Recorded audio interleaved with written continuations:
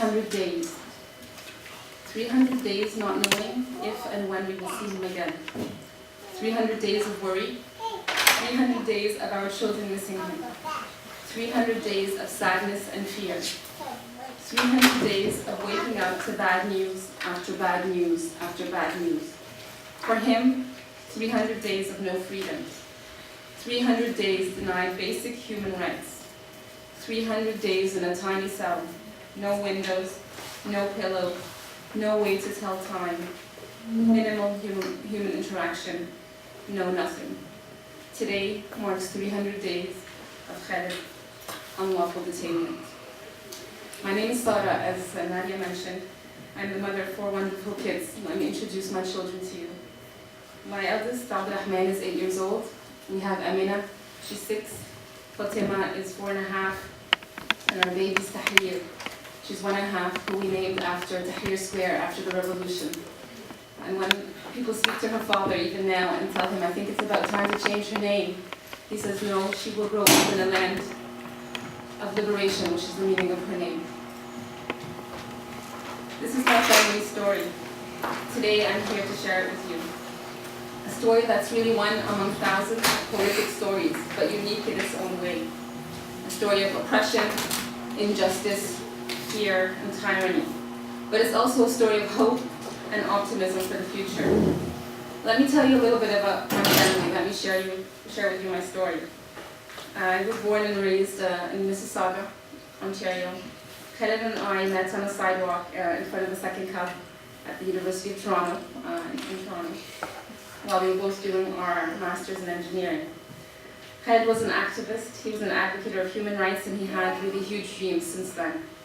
He dreamed of a better world for humanity. He started a group on campus called Students for World Justice, and I was really happy just a couple days ago to find out that that group still exists.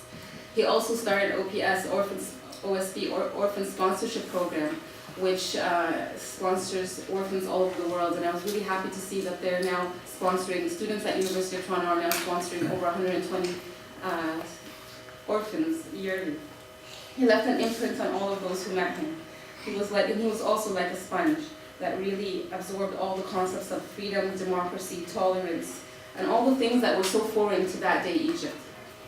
We got married in 2004 and decided to move to Egypt in 2005. We both were engineers, but we decided to do something different. We started a school. We have a school in Egypt that has over 1,000 students right now. We decided to do something in education. We introduced our students to concepts that were very foreign in Cairo, concepts of volunteerism, human rights, community, doing things for others. This is what Khaled was really about. 2011, we made a decision that we were coming home to Canada, and then we heard word of the revolution. We both decided that we were going to be part of this. On January 25th, 2011, Khaled was in Tahrir Square. We spent 18 days there, and Mubarak was ousted. Khaled was so excited, we were all so excited, the world was so excited. I remember that day back on January 25 when he had our kids farewell. It was a very scary time for Egypt. This idea of protest, this idea of being in the streets, everyone was so scared. And I knew that day when he was saying goodbye that maybe he wouldn't come home, but he did, although many others didn't. As Egypt and the world celebrated for a chance for freedom, Khaled was extremely excited to become part of democracy. He was young, he was full of energy, and jumped on the chance. He joined the presidential team, a campaign team for Dr. Morsi, and he was part of the media team for the campaign, and they won. They won the first democratic elections in Egypt after over 100 years or longer. Khaled was appointed as part of the presidential chief staff. He worked on files of foreign affairs, human rights, and women's rights, and he worked very hard. I watched Khaled over that year of President Morsi's presidency work over 12 hours a day, trying to make Egypt a better place.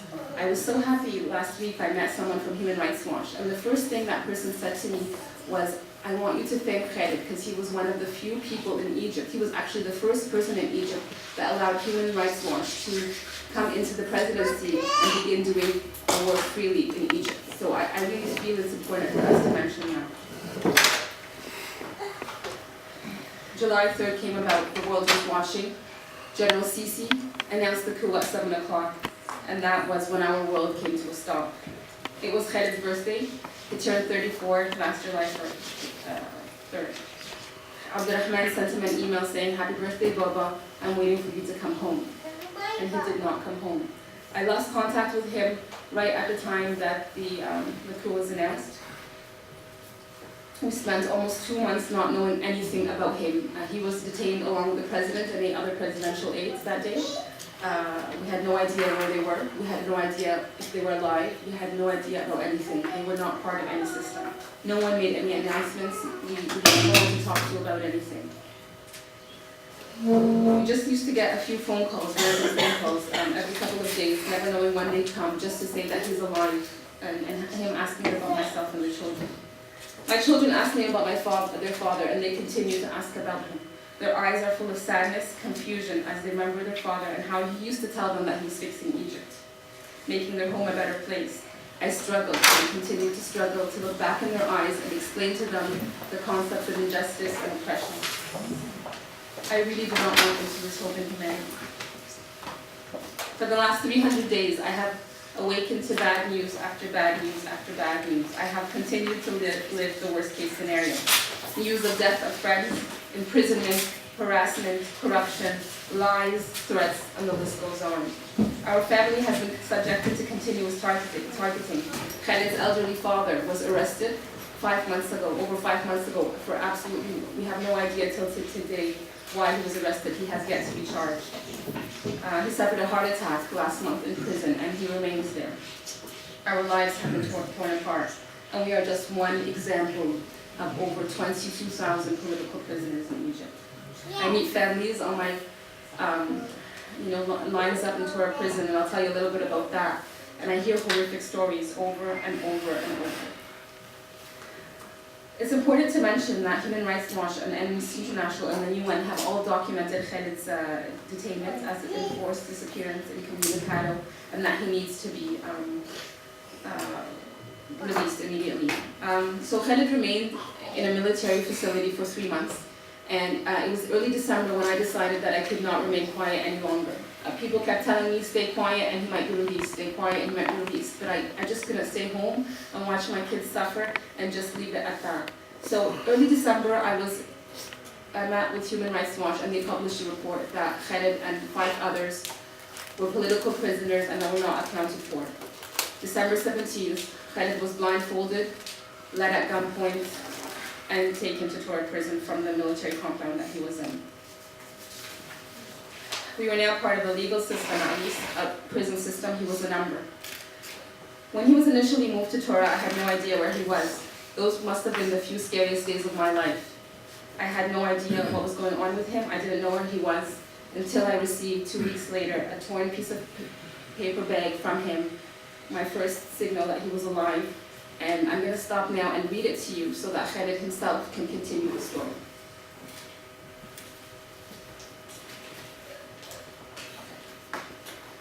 Khaled writes, my conditions. I was arrested, kidnapped from the street by 7 civilian clothes people, handcuffed, blindfolded, threatened at gunpoint. It was 9:30 p.m. in front of the Republican Guard building where we were being held as we stepped out of the building. They took us to a maximum security prison, put us in solitary confinement. They took our bags and IDs. They were stolen from us. And these were people from Amn Dawla, which are the security forces in Egypt, secret. We were given torn prison suits. It was the coldest day of the year, December 17th. I was given 2 small blankets in a very cold and damp prison cell with open windows that opened up into the inside of the prison. The prison cell was 2 by 2 meters with an unclean, uncovered toilet that did not work and an unclean sink. There was a raised window with bars that didn't close that opened up to a hallway. No access to sunlight, solitary confinement. The 3 of us came to an empty cell with no access to others, no news, not allowed to call family or lawyers, not allowed to outside of the prison cell for 21 days. Clean underwear, which I had provided, was received after 9 days. No access to hot water or clean water. 1 semi-hot meal per day. Prison cells walls are filled with blood and dried insects. Sewage smell fills the location. The cell is filled with mosquitoes and cockroaches and other insects, and we cannot sleep from the cold and the insects. No beds, no medical medicine, no chair, we sleep on the floor. No cleaning supplies, no soap. A bucket was given to us a few days later. I was allowed clothes in after 10 days through my lawyer. I was investigated with twice in the prison, first within 48 hours without a lawyer. The investigator says there's no case, there's no evidence, there's no witnesses, we're only keeping you because of your position. The prison cell is so damp that the walls are covered with water in the morning. We are not allowed to pray together in Jama'ah. No newspapers, no papers, no pens. A few people joined our prison area after a few days. We have heard torture stories, many torture stories from Al-Qazzaz and the military camps.